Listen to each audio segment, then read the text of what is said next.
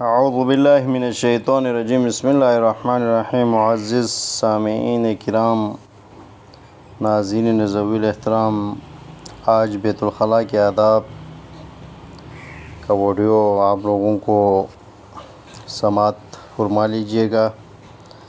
یہ video record کر رہا ہوں، تو سب سے پہلے آپ لوگوں سے گزارش ہے اس ویڈیو کو جتنا ہو سکے شیئر کریں ثواب کی نیت سے، اور ہماری شہید اشرف نور قرآن اکیڈمی کے یوٹیوب چینل کو سبسکرائب کریں، تو یہ آپ لوگوں کے لیے ثواب جاریہ ہے۔ تو انشاءاللہ الرحمن اس چینل سے مستقبل میں اگر آمدنی ہو سکے تو انشاءاللہ الرحمن یہ پشاور جامع مسجد کے لیے وقف ہے۔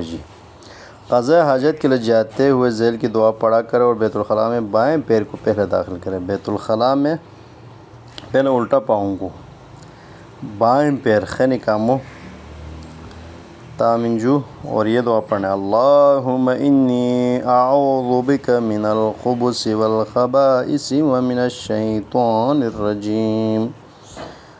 اور یہ دعا کا ترجمہ ہے: پروردگار میں ناپاک خصلت والوں اور ملعون شیطان سے تیری پناہ مانگتا ہوں۔ یہ دعا پڑھتے ہوئے پھر بیت الخلاء میں جانا ہے۔ واپس نکلتے وقت دائیں پاؤں کو پہلے باہر رکھنا اور یہ دعا پڑھنا: الحمدللہ الذی اخرج عنی العذاب وعافانی۔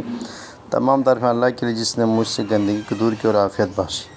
استنجا کا مرحلہ: پھر بیت الخلاء میں جب آپ قضاء حاجت کریں گے تو آپ انہیں مخصوص اعضاء کو دھونا ہے، اور اٹھتے وقت پھر یہ دعا پڑھنا: اللہم حصن فرجی واستر عورتی من النار۔ یہ دعا پڑھنا سنت ہے۔ پھر آگے طہارت کا بیان۔ طہارت کی دو قسمیں: طہارت صغریٰ وضو، طہارت کبریٰ غسل۔ وضو کے 7 واجب احکام ہیں۔ پہلا، نیت کرنا واجب۔ پہلے ہاتھوں کو کلائیوں تک دھونا، منہ میں پانی ڈالنا، ناک میں پانی ڈال کر جھاڑنا، مسواک کرنا، یہ چیزیں سنتیں ہیں، اور واجب نیت کرنا۔ اتوضأ لرفع الحدث واستباحة الصلاة لوجوبه قربة لله۔ ایک بات یہاں یاد رکھنے والی ہے کہ آج کل واجب سن باتھ روم کے اندر ہے۔ جب باتھ روم کے اندر ہو تو آپ نے یہ دعائیں زبان پر نہیں پڑھنی، دل میں پڑھنا ہے، کیونکہ وہ گندے جگہ پہ یہ دعائیں پڑھنا مناسب نہیں۔ وضاحت: نیت سے پہلے مسنون طور پر کلائیوں سمیت ہاتھوں کو دھو ڈالو۔ نیت کرنے سے پہلے ہاتھوں کو کلائیوں تک یعنی لاپی گٹ تک یہاں تک دھونا ہے ہاتھ کو، اس یعنی ہڈی سے نیچے تک۔ اور کلی کرنا، ناک میں پانی ڈال کر جھاڑنا۔ کلی کرنا، ناک میں پانی ڈالنے کے لیے 1 چلو بھر پانی استعمال کرو۔ 1 چلو پانی ناک اور منہ میں۔ منہ کو دھونا۔ آگے چہرے کو دھوتے وقت اس دعا کو پڑھنا: اللہم بیض وجہی بنور معرفتک یوم تبیض وجوہ اولیائک وتسود وجوہ اعدائک۔ پروردگار جس دن اپنے دوستوں کے چہروں کو روشن اور دشمنوں کے چہروں کو سیاہ کر دے گا، اس دن اپنے معرفت کے نور سے میرا چہرہ روشن فرما۔ سبحان اللہ۔ اب وضو کی تیسری واجب ہے میرے سامعین ذوی الاحترام، ہاتھوں کو دھونا۔ کونیوں سمیت ہاتھوں کو دھونا چاہے خواہ اوپر سے نیچے کو دھوئے خواہ نیچے سے اوپر کو۔ بعض فقہا نیچے سے اوپر سے دھونے کو وضو کو باطل کہتے ہیں، تو بہرحال شاہ سید علیہ الرحمہ نے فقہ الاحوال میں بھی ای طریق ترید، جس طریقے سے دھو لے فرمایا ہے۔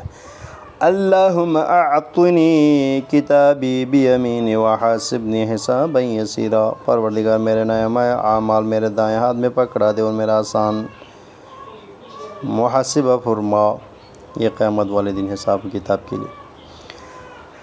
پھر بائیں ہاتھ کو دھوتے وقت کوہنیوں سمیت ہاتھوں کو دھونا ہے، یعنی کوہنی اس ہڈی کو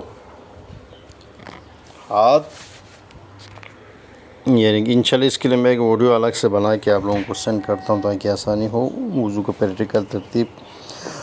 اللہم لا تعطنی کتابی بشمالی ولا من وراء ظہری۔ پروردگار میرا اعمال نامہ نہ بائیں ہاتھ میں تھما دینا، میرے پیٹھ کے پیچھے سے۔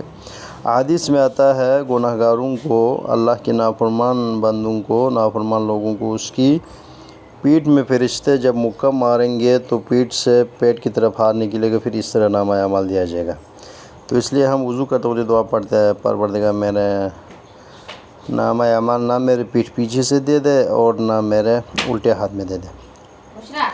گناہ گار لوگوں کو الٹے ہاتھ میں اعمال نامہ دیا جائے گا۔ سر کا مسح کرنا، پھر سر کا مسح کرنا تو اللہم غشنی راسی برأفتک ورحمتک ظللنی تحت ظلال عرشک۔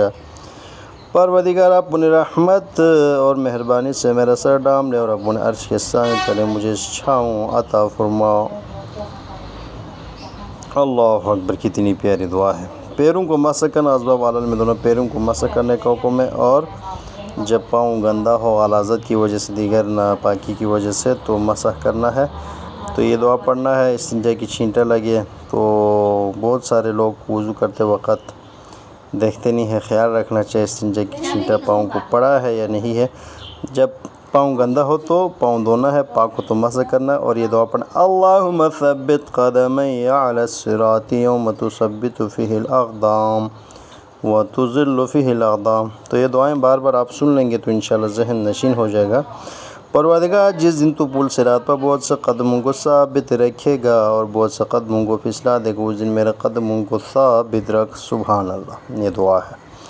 پھر چھٹی واجب ہے میرے سامعین ذوی الاحترام، ترتیب کا مطلب ہے آپ جو ترتیب یہاں بیان ہوا ہے نا، 5 چیز، نیت، پھر چہرے کا دھونا، ہاتھوں میں پھر پہلے دائیں کو، پھر بائیں کو، پھر سر کا مسح پائیں، ان 5 چیزوں کو ترتیب وار بجا لانا، یہ کہا جاتا ہے ترتیب۔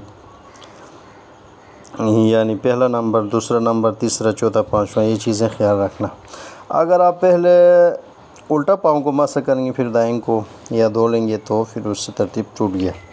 موالات کا مطلب یہ کہ وضو کی ترتیب وار احکام کو ایک کے بعد دیگرے پہ در پہ بجا لے، یعنی کوئی اجنبی کام بیچ میں نہیں کرنا، آپ نے وضو کی نیت سے آخر تک وضو میں ہی لگے رہنا، کوئی فالتو کام، کوئی اور کام نہیں کرنا، تو اس کو موالات کہا جاتا ہے۔ یہ وضو کا ترتیب دعا ہے۔ اللہ تعالیٰ ہم سب کو صحیح معنوں میں شریعت کے مطابق، اسلام کے مطابق، حضور اکرم صلی اللہ علیہ وسلم کے فرامین کے مطابق وضو، نماز، دیگر تمام عبادات بجا لانے کی توفیق عطا فرمائے۔